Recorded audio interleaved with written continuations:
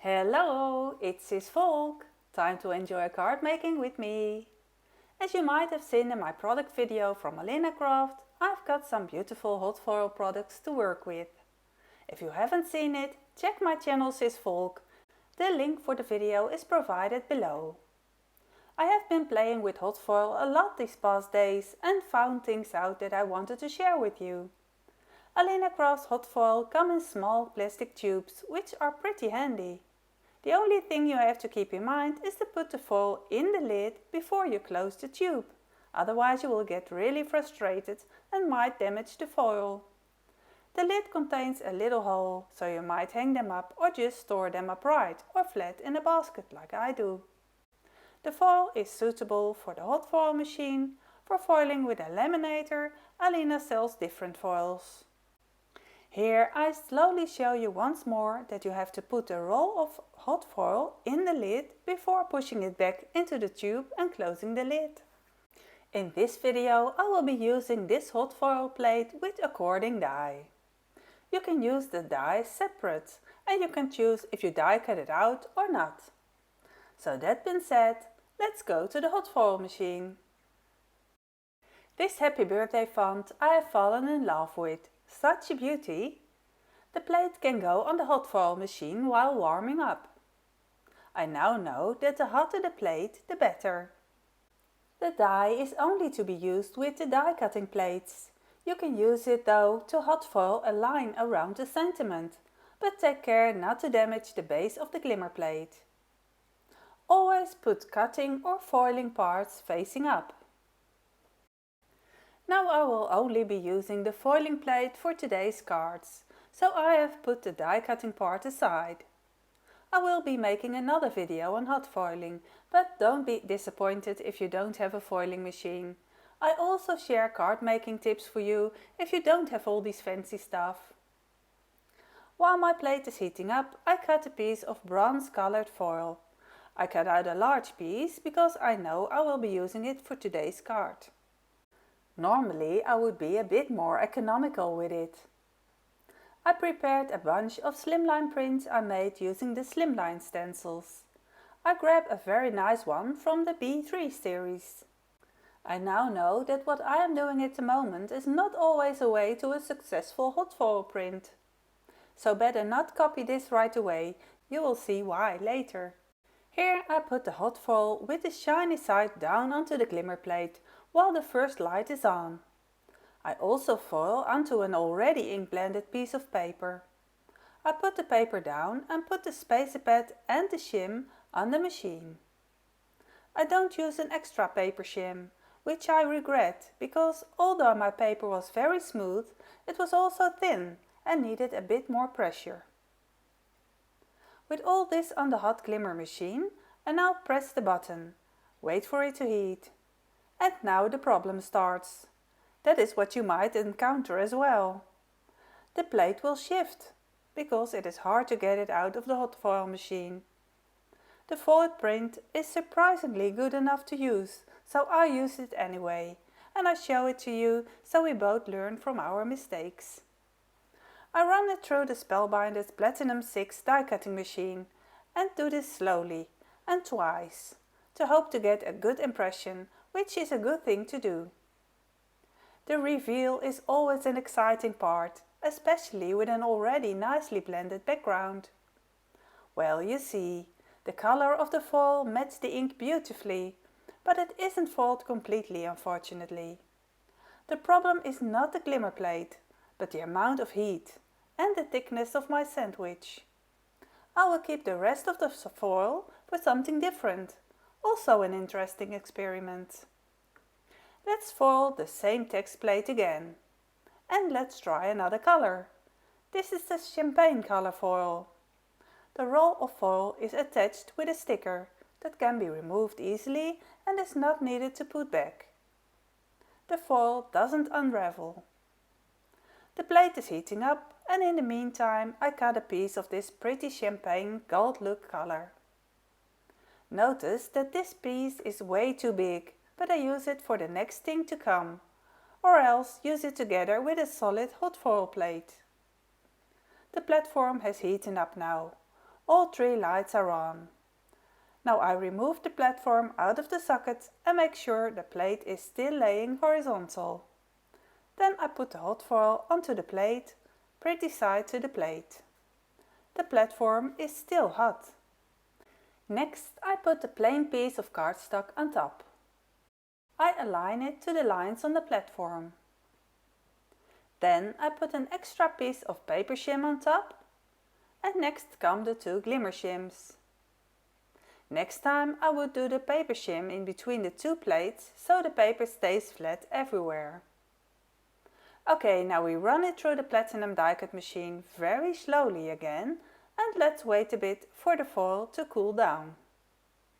Fingers crossed for this one. I put the platform back into the sleeve and attach it into the socket so it can warm up again for next foilings. This color is so pretty. Also, this does not have the perfect foiling, but I now see on the video that I did not run the sandwich through the machine twice. Maybe that would have helped.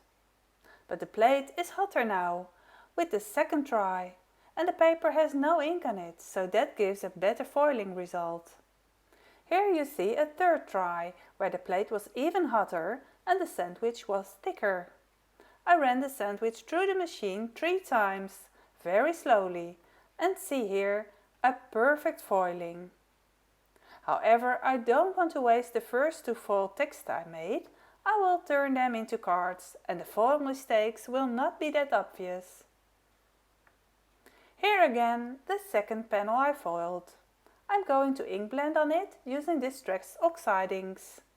I wanted to make a replica of the other blended background I made before, but I think I forgot which inks I used. I now blend them with Distress Oxides. I used the colors Vintage Photo, Crackling Campfire and Black Soot to make coffee-like stains with this awesome stencil from the B3 series. I used Dome Blending Tool to blend the colors on the paper. I'm trying to figure out how I got this nice blend the first time with the other piece I made before. But then suddenly I remembered. I used Distress inks for the first one. And other colors as well. Just black memento for the black and gather twigs for the browns. That's all. Now I'm doing it with oxide inks. You immediately see these colors are more dull. Distress inks are more bright. All ink that comes on top of the foil can be wiped off and the shininess of the foil returns. Trying to solve my mistake, I come in with the Distress ink and blend some on top. No idea if that is a good idea, but hey, since it is already going wrong, why not try out some more?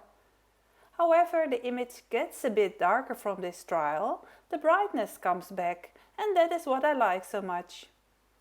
Because I am blending with brown ink on top of the gold hot foil, the spots that are not foiled well are not so obvious anymore. And while the little perfectionist voice in me shouts out to stop, my creative and playful voice tells me to go on and just enjoy the process. Next experiment. Let's use AlinaCraft double-sided tape to embellish the edges of the card before putting on the panel. I used the 8mm double-sided tape. There's 50 meters on a roll. Carefully I tape a strip around the border of the card base.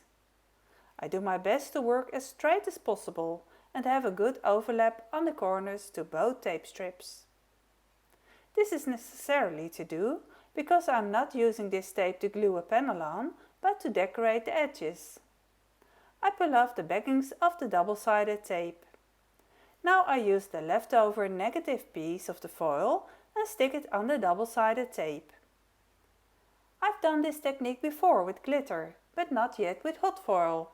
And now that I'm doing it this way, in the process I see what is beautiful and what is not beautiful, what works and what does not work.